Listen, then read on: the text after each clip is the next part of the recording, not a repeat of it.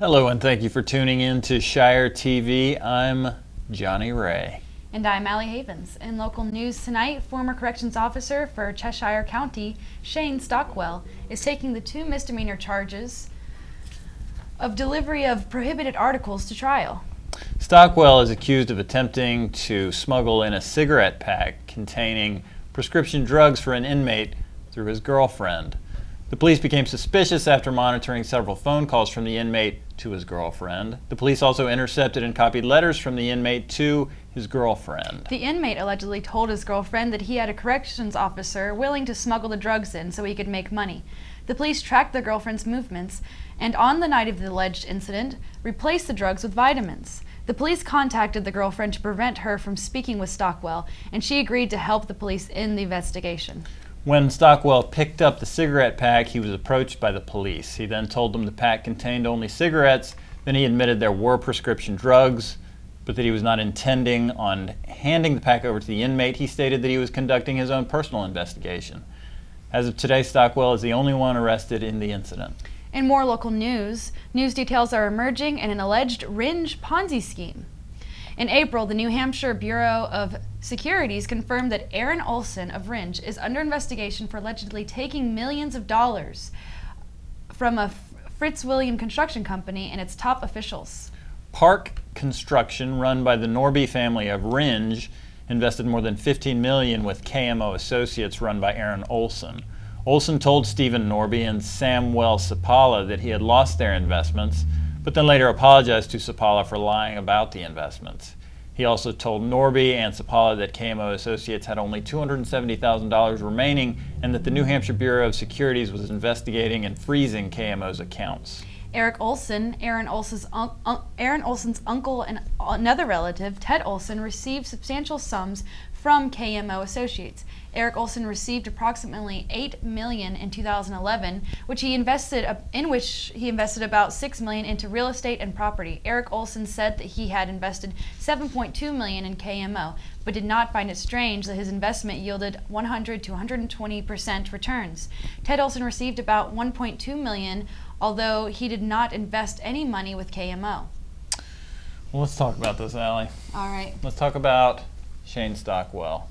I'm confused now because he's a state bureaucrat, so he gets paid with stolen money, but now he's a prisoner, so he's a victim. Wow. Yeah. It is a weird situation sometimes when this happens because I don't know. I think that a lot of bureaucrats they're just people, you know. That's right. That's right. They're just like the rest of us. They Thank just you happen. for reminding me of that. Sometimes it's easy to forget, but yeah, this is just one person or Stockwell's just a guy who I guess he's in a really good situation to make money in the black market because everyone knows that the prisons are overrun with drugs, and that's something that we talk about all the time. Where how are they supposed to keep drugs out of the streets when they can't keep them out of the prisons? And that's because they are more rare and harder to get in prison, but because of that the prices go up. Like people are more willing to pay for the drugs because there's less to be found. Does that make sense? Yeah, I don't think of prisoners as having a lot of money to throw around to spend on drugs, although I think a lot of them like exchange and different things that they give you in prison, like right. Or in jail, like I don't know, soap, honey buns. Right. Plus these prisoners have.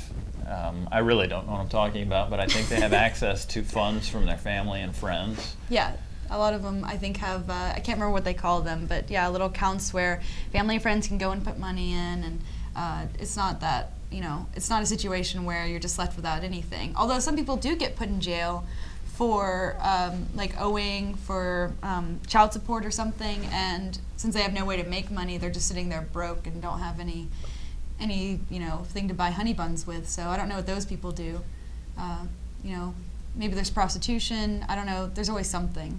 People are pretty resourceful. Yes. If there's one thing I've learned from my study of history, it's that people are very resourceful. What about this Ponzi scheme guy?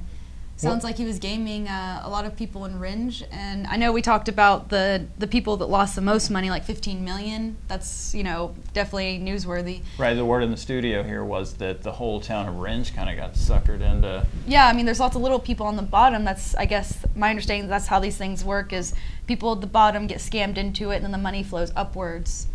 And I regret using the word sucker.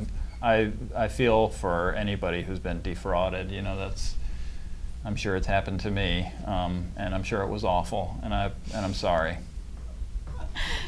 Okay, let's move on.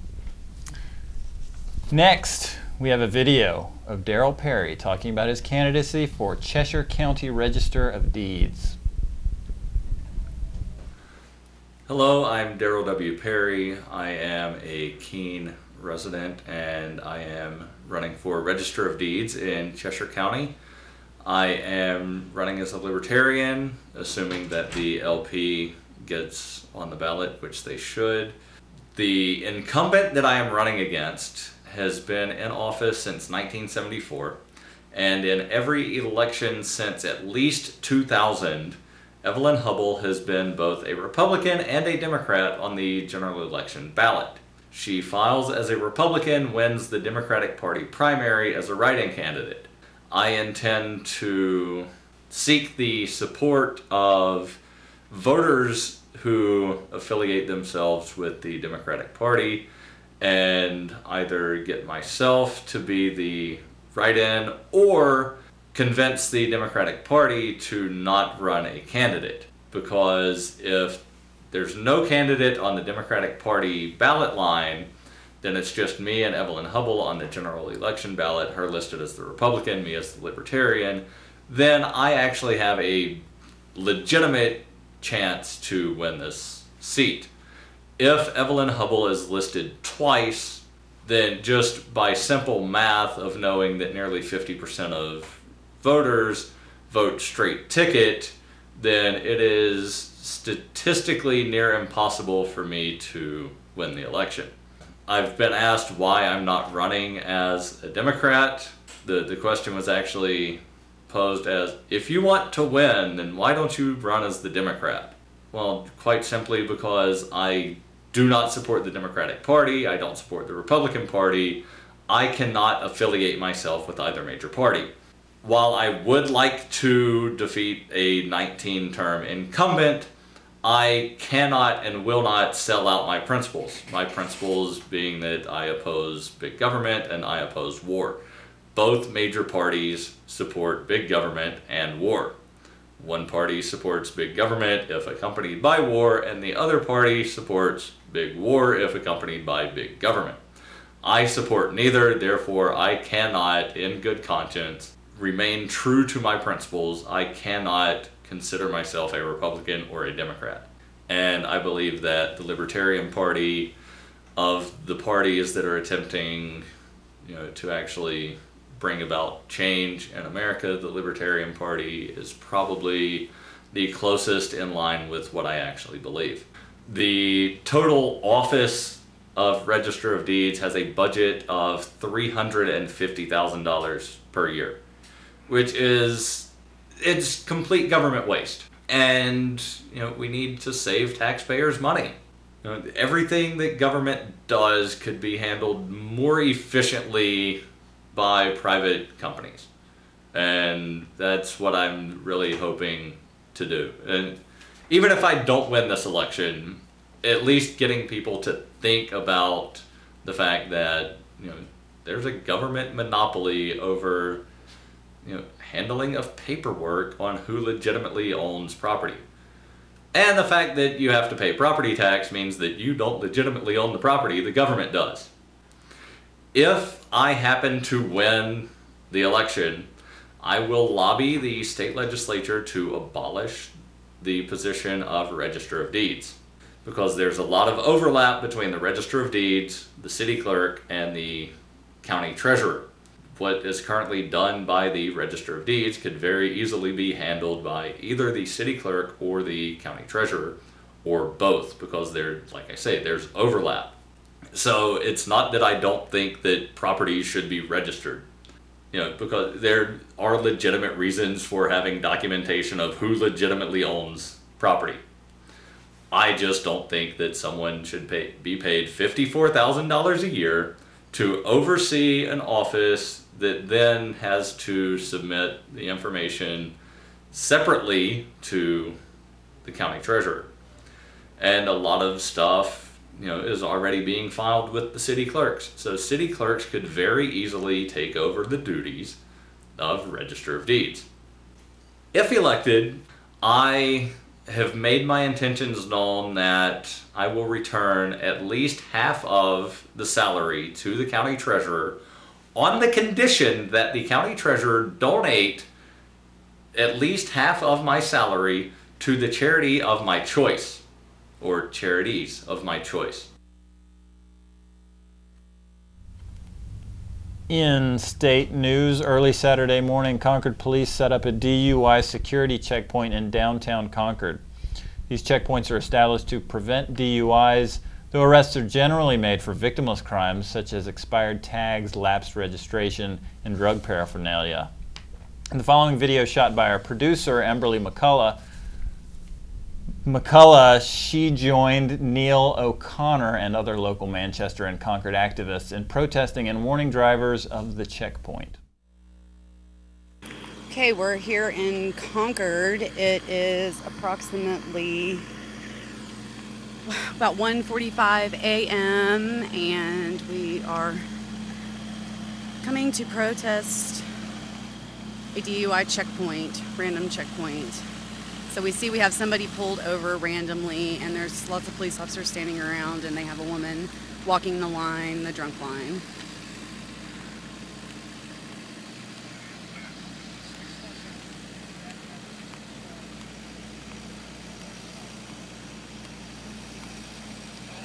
We see the DUI Mobile Command Center. You drive impaired, you lose. It's a Bureau of the Liquor Enforcement. Interesting. I don't know if my camera can get a really good shot of this because of the lights.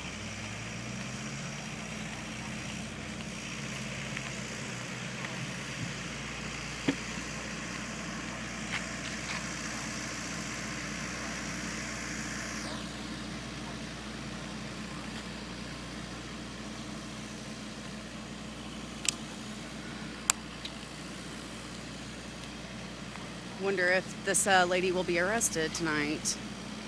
We have 1, 2, 3, 4 police officers, 5, 6 that I can see, 7, 8, 9.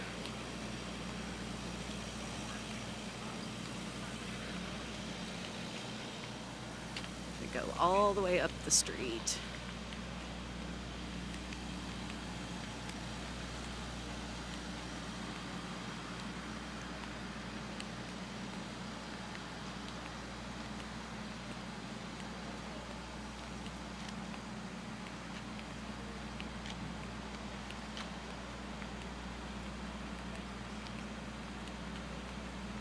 We have more police officers standing around. 1, 2, 3, 4.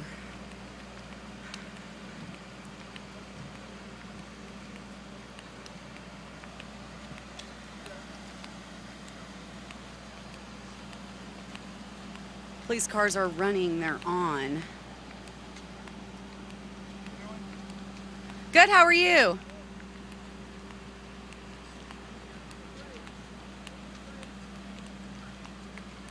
I'm just walking down to the end of the line here and seeing what this vehicle down here is. So we can see the police cars are on and running. And here we have a Pembroke police car. I don't know where Pembroke is since we are in Concord tonight. So let's see, what is this? This is the Concord Police Department Field Operations Unit. So they're holding a DUI checkpoint here tonight, and we are at the corner of, I'm not sure what these streets are, to be quite honest with you, but we're close to downtown. You can't see the name on the truck, but it says the Concord Police Department Field Operations Unit, and I do hear that they have the blood alcohol tests to test anyone, blood anyone's blood alcohol content, that they stop. If they are suspicious or think they have probable cause that they are intoxicated. But as we can see, we have police cars turned on, running with their lights on, standing around, giving people a hard time.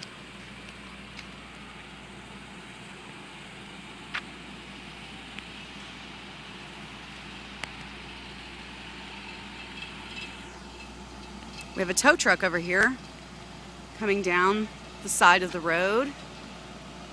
Looks like on the sidewalk. Flatbed tow truck. This is the police state of America in action right here on the streets of Concord, New Hampshire. How many police officers are there? 1, 2, 3, 4, 5, 6, 7, 8, 9, 10. There's at least 10 to 12 out here. And they are pulling everyone over. Unless, of course, you're a police officer, then you're not getting pulled over. You get to drive right through. Well, I always hate to see anyone walking the, what Emberly called the drunk line. Yep, especially when that anyone is me. Well, you know, I just, that's, it's one of those tests where the police are able to just use their total discretion, and it sort of turns into, anyone who's ever had to do that can know how humiliating it is, and the games they play. A lot of those tests they make you take can't possibly accurately judge whether or not someone's intoxicated. So, you know, it's also something that, say your ankle hurts when you get pulled over, then they can't force you to take that test. And so that's just good for everyone to know, because it can never help you to take the field sobriety test. It's just generally a bad idea if, you know, someone was given the option whether or not they take it, to take it. And I just hate to see people taking it because they think that it's something that's required of them. Now, a lot of places you're going to get a breathalyzer. They're going to either they have them or they're going to take you down to the station. So I could see where someone would feel obligated, but these checkpoints are just so insane because the point is that you're driving erratically. The point of drunk driving laws, I think, when people people justify the drunk driving laws because they don't want, the road's already dangerous enough. You don't want people swerving all over the road and creating extra danger. Mm-hmm. And I could see in those situations if someone's driving crazy, then yeah, I don't want them driving near me either. I'd like to, I think that would save lives. But they turn it into, just like with anything, the government takes it too far and uses an excuse to pull everyone over. Right. Well, according to our story, the most of the arrests are from out-of-date registrations or drug paraphernalia, that sort of thing. Things that have nothing to do with how well you drive. Right. They use a sort of a splashy topic like drunk driving and use that to get their foot in the door and make a bunch of arrests. But I wanted to make a point just about sort of common sense. And it's like when I'm driving up 91 in Vermont. Lately, they put some signs out there that say some big signs with the letters that have messages for you. Signs with the letters. Yes, and they'll say, "Are you speeding? Slow down." And the ones that flash up like the marquee. Yeah, and that makes me slow down. So I think that all of the tactics used by the police to do the things that they say they're doing, I think they're effective, but I just don't think that makes it any better that ultimately their authority just comes from violence and only violence and the threat of violence. And I think that I think humanity's moved past that. I think you have to, if you want to believe, if you believe the police have to be there, then that tells me that you think that violence is the most powerful force in the world. And when I say the police, that's really shorthand for the state. Mm-hmm. So that's my dogma for today. Well, I guess what I would say is I disagree with you that I think that the tactics used to try to make the roads safer are effective. How dare because you. I'm sorry, I have to disagree with you. It's the first time. But yeah, it doesn't seem to be effective because we all know people that drive who are irresponsible and they get drunk and they drive while they're drunk. Right. And every once in a while they get caught, but they don't always. And I'm not suggesting that I want these people to be put in jail. I want people to be more self-governing, think about what they're doing, and the way that the roads are handled. It's one of those things where it's sort of every man for themselves, unless you get caught. So everyone's trying just to not get caught because people are constantly breaking rules when they're driving because there are so many rules. And so the whole game while you're driving is trying to get from point A to point B without getting caught for most people. And it doesn't seem to be effective. And there are little things that private companies could do if they were to own like free market roads where it wouldn't even be that obvious. Like certain things they might find, if we have those flashing marquee signs, if we put one of those every couple miles, that helps keep people from speeding too much. But they could probably find more cost-effective ways because those marquee things must be really expensive to maintain. There's just like little things that where you have to factor in costs and benefits. Right. And the government's just not very good at ever doing that because there's no potential for failure, so they don't care how many people, the government doesn't care how many people die on their roads. Don't 300,000 people die? 30,000. 30,000 people die on the roads every year, which is like 9/11 times 10.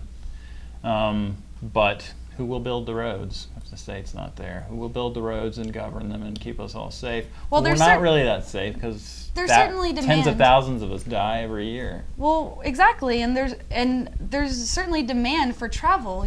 Like the government doesn't. Can I say one more thing? Go ahead. The angle that I love to take when I think about the free market and stuff like this, especially the roads, is you could have communities where the laws are a heck of a lot stricter than they are where we live now. Like I imagine communities where you can't get on the road without one of those vapor lock. That's not the right word, but it's a vehicle that you can't turn on until you blow into it, and it determines that there's no alcohol there. I can imagine a sort of a community where that was so valued by people not to have drunks on the road that they would create that community for themselves. Maybe if I owned my own road, I would require people to have that installed into their car before they are allowed to drive my road. Who knows? There could be stuff like that, and it would be way more effective than what we have now.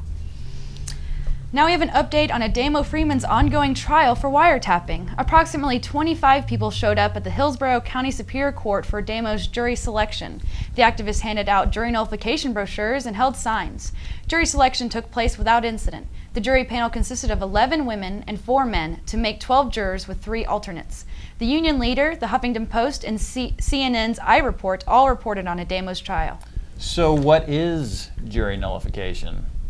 When the jury, or even you, a single conscientious juror, decide that the law itself is unjust or it is being applied improperly, you may decide not to enforce the law in the case before you. You simply vote not guilty. This is known as jury nullification. You cannot be punished for following your conscience. John Jay, Chief Justice of the U.S. Supreme Court, stated, "You, jurors, have the right to take upon yourselves to judge both and determine the law as well as the facts in controversy. The United States has more laws, statutes, and ordinances, and more people in prison than any other country in the world. Bad laws put good people behind bars. Good jurors nullify bad laws." And I think that's one of the things that people are focusing on a lot here in Keene, is because it's an important type of activism, something where you can actually make a difference. You can actually keep an innocent person, or someone who's innocent from actually harming or defrauding anyone. You can actually keep them from going to jail or prison. And that if you could save someone's life in that way, I mean, that could be really powerful. Yeah, and correct me if I'm wrong, but the state of New Hampshire recently enshrined the concept of jury nullification in the state law. Is that correct? That's what I understand, that all the judges are supposed to respect the right of defendants to be able to tell jurors, and appeal to the conscience and tell them, like, you don't have to find me guilty if you think that I shouldn't be punished for anything. Like, if you don't think that because what they do is, if you get charged with something that you're say it's a bad law and they catch you doing it, and you go to trial for it, then the judges have this whole talk, like, they're allowed to interact with the jury all they want. Mm-hmm. And the judge is on the same side as the state, who's the one trying to convict you and make some money off of all this. So the judge is in cahoots with the jury and telling them that they're not allowed to, they're only supposed to look and see if this person did break the law in the way that the law says. Yeah, when I think of this, I imagine judges explicitly telling juries, regardless of what your conscience tells you, you need to judge this case based on the facts and the law. I feel like I've heard them do that in videos. Tell the jurors, no, you're not it's just whether or not they broke this particular law the way it's worded. And really, the jurors are more powerful than that. Like, they don't realize it, but the law allows them to find someone not guilty, even if they did technically, according to the way the law is worded, break that law. They, like we're talking about, they can say, no, my conscience keeps me from being able to find this person guilty. And I think telling people that might make them a little less, bummed out about having jury duty. Because you could really help someone out in that situation. Yeah, go and make a difference. In national news, Supreme Court Justice Antonin Scalia said on Fox News Sunday that the Second Amendment leaves room for U.S. legislatures to regulate guns, including menacing handheld weapons. He also stated that there are legal precedents from the days of the Founding Fathers that banned frightening weapons, which a constitutional originalist like himself must recognize. The justice noted that there are also locational limitations on where weapons could be carried. Thank you for joining us tonight. We hope you enjoyed the show. Join us again next week for the next installment of ShireTV. For more news and commentary, I'm Johnny Ray. And I'm Miley Havens. May each of you find happiness, peace, and prosperity.